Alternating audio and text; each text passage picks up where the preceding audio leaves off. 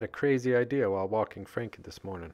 I want to make this amazing pork loin out of lion's mane mushrooms and turn it into a honey mustard pork chop. I'll be using the mushrooms from grow kits I got from Marvellous Mushrooms in the UK. And I'm going to make these two different ways. I've been hearing a lot about boiling mushrooms. People have been asking me, why don't I boil mushrooms? Well, I'm going to show you two different ways. One, the way that I normally do it, pressing, and then another one, I'm going to do the boiling.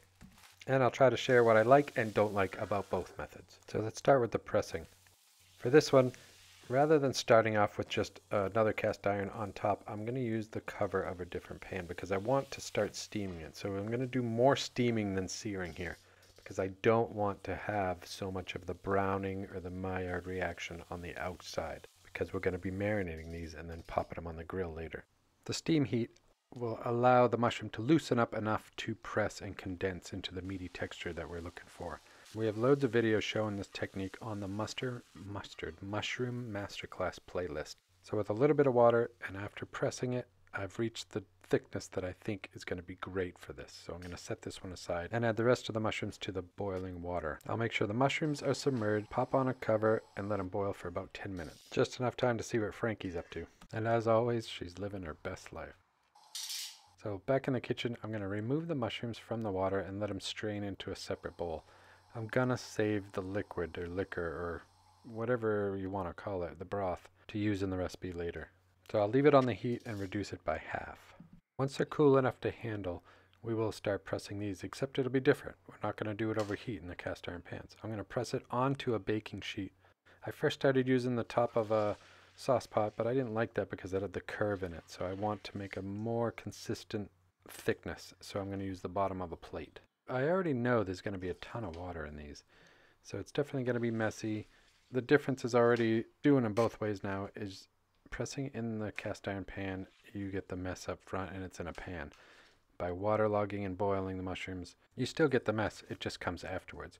And I do think now doing it this way, when I'm making pork chops or something like this where I want to bread or not have that caramelization on the outside, this technique could come in handy. So as you see here, I did the top 3 boiled and then the one on the bottom right the way I normally have done it. So we have the base of what we're looking for out of the lion's mane steaks. Now it's just to season them and make them into the dish that we're going to make for today. Quick pop to the garden for some herbs and we'll start with the marinade. In the garden we have fresh chives, fresh thyme, and some fresh sage. A quick wash, rinse, and dry, and then I'm just going to chop them up and add them to a bowl. And any extras I just add to a wet paper towel, pop them in the fridge, and use them as a garnish later or for a different dish. I'm also going to use some fresh garlic, just a few cloves, peeled and chopped. Rough chop is fine, just going into a marinade. We'll just add these right to the bowl. Then we'll add the Dijon, the spicy mustard, the apple cider vinegar, and some agave instead of honey. And just a splash of oil. That's optional if you want. A little bit of salt and pepper. And then we're going to add them right to a Ziploc bag. And make sure they're all nice and coated well. And then we're going to let this marinate for at least 30 minutes. And you could do overnight if you want, but I'm just doing the same day. And while that's marinating, I'm going to pop outside, get the grill going, and then start on the potatoes. One of my favorite roasted potato dishes.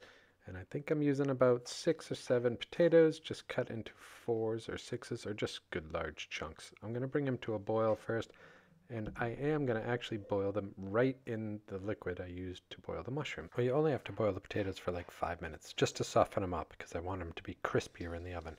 And then we're going to add 1 onion, roughly chopped, along with the seasonings. I'll list the full recipe below in the description, and we'll link it to the website shortly.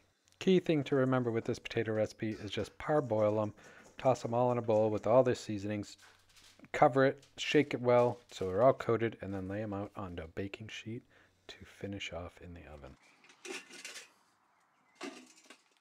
The coals are looking good. I'm going to let these cool down a little bit, or burn off a little bit, and then while that's happening, I'm going to prep up the green beans and pop the roasted potatoes, well, the potatoes in the oven to roast. We're just going to have a quick blanch on the green beans in the same liquid we've been using for the potatoes, and I boiled the mushrooms in, full of flavor, just keeping that going. And I'll just add the green beans to the bowl with the garlic and set it aside to cool. We'll also pop the potatoes in the oven, and we're going to get out the marinated loins and head over to the grill. Now my favorite part is grilling these bad boys. They look and smell amazing. From this point forward, it's just like cooking meat like I used to.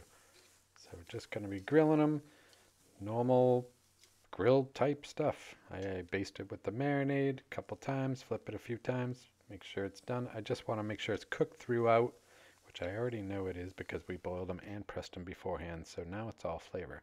The great thing about mushrooms is it's really hard to overcook these things, and they still stay juicy. So in the end, we'll do a little taste test between the boiled and the pressed one, and I'll let you know some thoughts.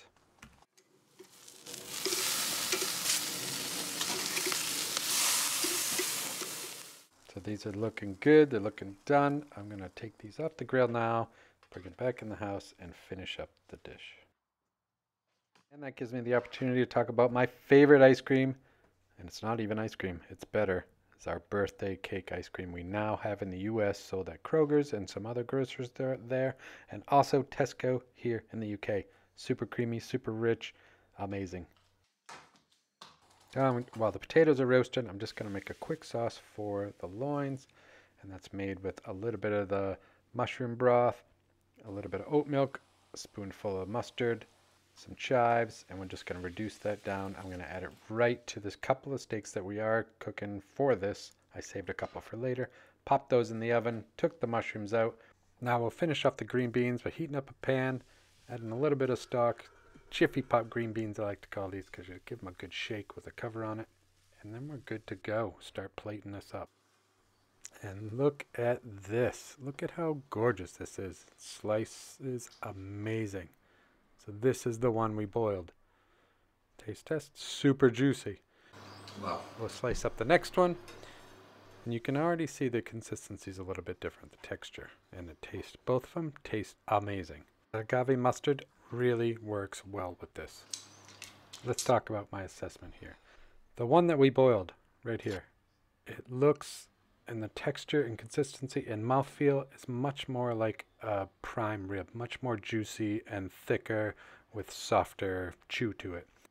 Whereas the other is much more like a sirloin, so a little bit more condensed, but just as good. So both of them I can see having really good parts to play in the whole mushroom making into meat.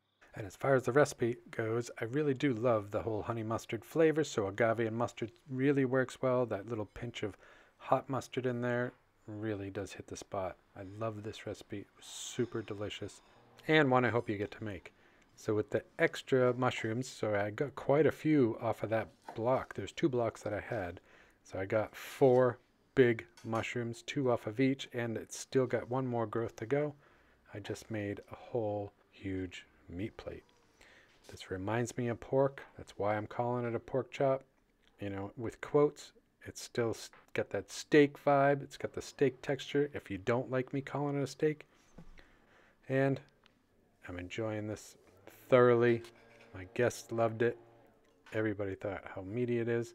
You guys, if you get a chance to try these, pick a method. You can press, you can boil. I appreciate you. I'll see you soon.